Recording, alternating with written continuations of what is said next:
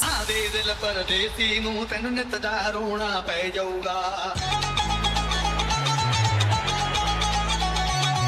ও মাই god, ধুরন্ধরের teaser চলে এসেছে এবং টিজারটা এক কথায় ফাটাফাটি, পুরো গায়ে গুজ বাম্প চলে আসছে, এরকম একটা টিজার দেখলাম। এবং এখানে মানে আমাদের রণবীর সিং এর লম্বা লম্বা মানে লং হেয়ার, মুস্টাচ, দাড়ি তো সব মিলিয়ে দারুণ লাগছে। এবং কি অ্যাকশন, সিনেমাটা এত ব্রুটালিটি থাকবে, এত ব্রুটালিটি থাকবে, মানে দুর্দান্ত দুর্ধর্ষ সিনেমা। এবং সব থেকে এখানে অক্ষয় খান্না আছে, সঞ্জয় দত্ত আছে, আমাদের অনেক অনেক অনেক আর্টিস্টকে দেখলাম, মাধবনকে দেখলাম, তো অনেক অর্জুন রামপালকে দেখলাম, তো প্রচুর আর্টিস্টদেরও নেওয়া হয়েছে, সাইডে তাদের নেওয়া হয় এবং তাদের অবশ্যই একটা বিশাল বিশাল রোল থাকবে। এবং কি অ্যাকশন, রণবীর সিংকে কতদিন বাদ আবার সেই অ্যাকশনে দেখতে পেলাম এবং কি ব্রুটালিটির সাথে কি অ্যাকশন সিনগুলো দেখলাম, মাই গড।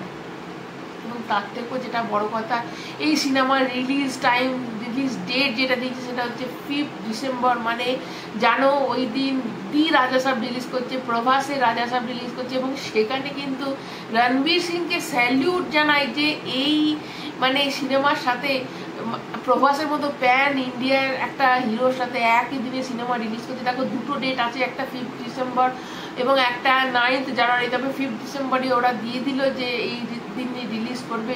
এবং দুটো সিনেমা দেখো, এইখানে কোথাও আমি জানি না, মানে অবশ্যই যে মেকার্সদের হ্যাটস অফ যে এইরকম একটা সিনেমার সাথে একই দিনে রিলিজিং ডেট যেটা দেখলাম 5 ডিসেম্বর রয়েছে।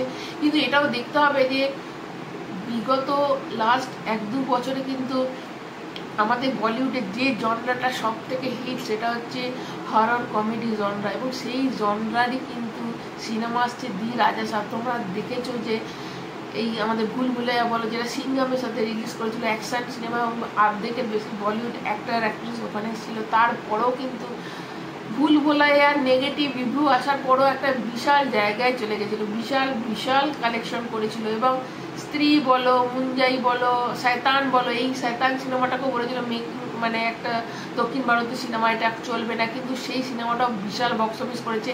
এবং মা সিনেমাটা দেখো, খুব একটা ভালো না হওয়া তো মা কিন্তু ভালো কালেকশন করছে। তো এই হরর জনরাটা কিন্তু মানে একটা অল টাইম ফেভারিট জনরা। তো সেই জনরার সিনেমা, হরর কমেডি জনরার সিনেমা, সেটা হচ্ছে যে দি রাজা সাহেব। তো সেখানে কোথাও হিন্দি বেল্টে কি কিছুটা ফারাক পড়বে না ধুরন্ধরের? অবশ্যই ধুরন্ধরে যেটা দেখলাম পুরো অ্যাকশন বেস একটা সিনেমা, প্রচন্ড ব্রুটালিটি আছে, একদম অ্যাকশন প্যাক একটা থ্রিলার, হয়তো কোনো সিনেমা এটা হতে চলেছে অ্যাকশন থ্রিলার সিনেমা, তার সাথে কিন্তু থাকতে চলেছে হরর কমেডি জনরা দি রাজা সাহেব। এবং সেটাই দেখা যে কে কার উপর ভারী পড়ে। তবে দেখো, যেহেতু জনরাটা হরর কমেডি জনরাটা একটা ফেমাস জনরা, তো সেখানে কিন্তু বেরিয়ে গেলেও যেতে পারে কিন্তু দি রাজা সাহেব।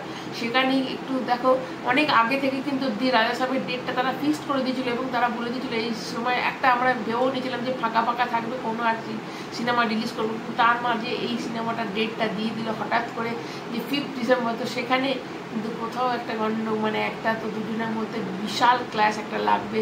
মানে ক্লাসের সিনেমাটা এই জন্যই করা হয় যাতে একটা সিনেমার সাথে একটা সিনেমা এই জন্যই ক্লাস দেওয়া হয়, অটোমেটিক এই সিনেমাটাই একটা বিশাল হাইপ সৃষ্টি করবে। কেননা দি রাজা সাহেবের সঙ্গে যে সিনেমায় আসবে সেই সিনেমা অটোমেটিক একটা হাইপ তৈরি করবে যে ওই সিনেমাটা একই দিনে রিলিজ করছে। তো এটাও একটা ভালো স্ট্র্যাটেজি যে ওই দিনে রিলিজ করার একটা ব্যাপার থাকবে, যে কিছু না করেও সিনেমাটা লোকের মুখে ফিরবে। কেন দি রাজা সাহেব নিয়ে যারাই বলবে তারা কিন্তু ধুরন্ধর নিয়ে কথাটা তুলবে। তো এইখানেই কিন্তু প্রবলেমটা হয়ে গেছে যে এবার দেখার যে দুটো সিনেমার মধ্যে কোন সিনেমাটা ইন্ডিয়ান মানে আমাদের হিন্দি বেল্টের দর্শকরা বেশি পছন্দ করে। তোমাদের মতে কি তোমরা কোন সিনেমাটাকে বেশি প্রেফার করছো? অবশ্যই কমেন্টের মাধ্যমে জানাতে ভুলবে। যারা নতুন তারা চ্যানেলটা সাবস্ক্রাইব করবে। সবাই ভালো থেকো।